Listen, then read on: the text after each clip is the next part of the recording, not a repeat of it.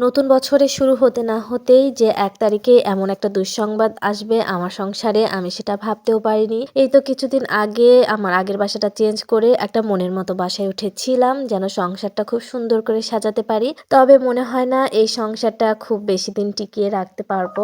আবারও হয়তো সংসার ভেঙে অন্য কোথাও চলে যাওয়া লাগবে। আসলে চাকুরিজীবী মানুষের জীবনটাই মনে হয় এমন। ট্রান্সফার হয় মাঝে, মাঝেই আবার চাকরি চেঞ্জ করে। এই ঝামেলার মধ্যে দিয়েই সংসার চলে। সংসার এক জায়গা থেকে ভেঙে আরেক জায়গায় নিয়ে গিয়ে গোছানো, এটা যে কি পরিমাণ একটা ঝামেলা এবং কষ্টের কাজ।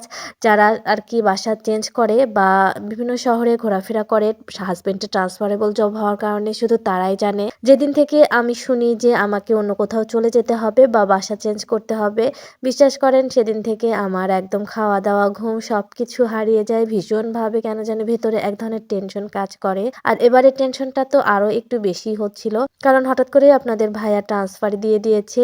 আর বর্তমানে আমার ছেলে যেহেতু স্কুলে পড়ে, তাই হঠাৎ করে ট্রান্সফার দিলেই আমরা হুটহাট করে যেখানে সেখানে চলে যেতে পারি না। তাই কিছুদিন হলেও আমাকে একা থাকতে হবে বাচ্চাদের নিয়ে। তো এই টেনশনটা সবথেকে বেশি কাজ করছিল, কারণ এর আগে আমি কখনোই একা এভাবে থাকিনি। তাই কিভাবে কি করব বাচ্চাদের নিয়ে, সত্যি এটা অনেক বড় একটা টেনশনের বিষয় আমার কাছে। তো যাই হোক, যেহেতু আপনাদের ভাইয়া চলে যাবে, তো যার কারণে আরকি বেশ কিছু বাজার-হাট আমাদের করে দিয়ে গেছে। আর আপনাদের ভাইয়া চলে যাবে সেই কথা শুনে কিন্তু আম্মুও চলে এসেছে। তো আমরা মা-মেয়ে গল্প করতে, করতে বাজারগুলো গুছিয়ে নিচ্ছিলাম। আমি বারান্দায় বসেছিলাম। সকালের নাস্তা করে আরকি সেই ফাঁকে আপনাদের ভাইয়া এই বাজারগুলো করে দিয়ে গেছে। কিছু মাছ এবং কিছু ফার্মের মুরগি। আর ফার্মের মুরগি বেসিক্যালি আমাদের বাসায় আসে বিড়ালের জন্য। তো বিল্লু রাজার খুব পছন্দের এই খাবারটা হচ্ছে ফার্মের মুরগি। তো তাকে আমি খুব সুন্দর করে কিন্তু এটা রান্না করে দিই। তো ২ টা ফার্মের মুরগি নিয়ে আসা হয়েছিল। আমি বিভিন্ন সাইজ করে কেটে নিয়েছি। আর এখানে আমাদের মাছ সহ বিড়ালের জন্যও মাছ কেনা হয়েছে। কষ্ট করে যেন আমাকে আবার বাজারে যাওয়া না লাগে, তাই যথাসম্ভব সে চেষ্টা করেছে মোটামুটি ১৫ দিনের জন্য বাজার করে দেওয়ার। আসলে পুরুষ মানুষ যতই ব্যস্ত থাকুক, যত যাই থাকুক না কেন, সংসারের চিন্তা কিন্তু তাদের মাথায় থাকেই। এবং আমার যেন কষ্ট করে বাচ্চাদের নিয়ে আবার বাজার করতে না হয়, সেই জন্য সে সকাল, সকাল উঠে বাজার করে দিয়ে আবার চলে গেছে রাজশাহীতে বাড়িতে সবার সঙ্গে দেখা করতে। যেহেতু চলে যাবে একটা জায়গায় আর সম্পূর্ণ নতুন একটা জায়গায়, তাই বাবা-মার সাথে দেখা করাটাও ভীষণ জরুরি ছিল। তো আমি মাছগুলো ধুয়ে সুন্দর করে গুছিয়ে এই তো ফ্রিজে রেখে দিচ্ছি। সত্যি কথা বলতে সব কাজ করছি, কিন্তু ভিতরে, ভিতরে কেন জানি একটা টেনশন কাজ করছিল। ফ্রিজে মাছ-মাংসগুলো উঠিয়ে এই তো রান্নার ব্যবস্থা করে নিয়েছি। সবকিছু গুছিয়ে একেবারে আমি এখন রান্নায় চলে যাব।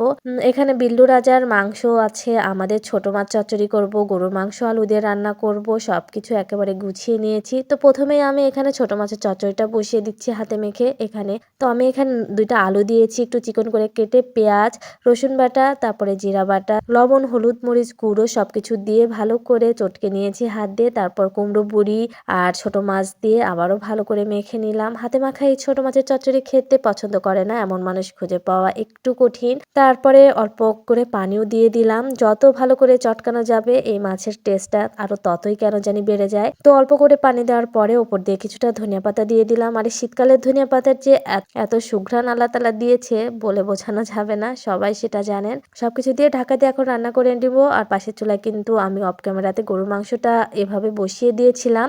একবারে সবকিছু দিয়ে প্রেসার কুকারে কষিয়ে নিয়েছি।